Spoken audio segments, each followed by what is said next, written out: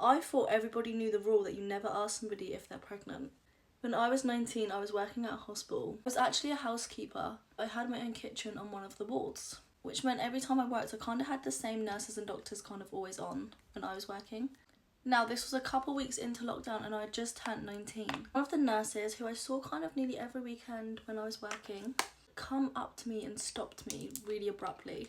She had stopped me and she had said, "Can I ask you a question?" And of course I said yes, not even knowing what she was going to ask.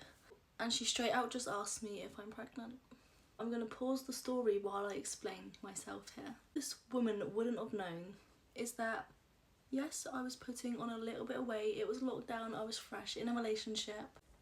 About 6 months before this incident happened, I had lost such an unhealthy amount of weight. I was gaining really quickly was because I was like recovering from losing an unhealthy amount of weight. And I know she would never have known that, but I think one of the saddest parts about this story is that at this point in my life was the first time I didn't actually care that I was putting on weight. But as soon as she asked, I obviously go bright red. She's also asking this in the middle of a ward with so many people around.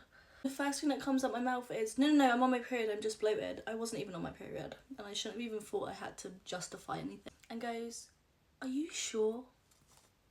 I'm in absolute shock. I say, yeah, and I'm trying to move.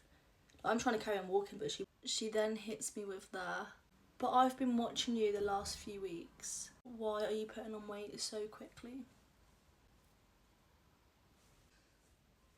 Honestly, she should have just stopped at, "Can I ask you a question?" and never asked me a question.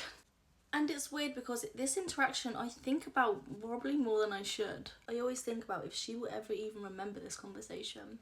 She has no idea that that 2-minute conversation will change my relationship with my body and food for years to come. And I guess this is one of them situations where you never know how your words will affect somebody. If by some chance you are that woman and you come across this video, do better.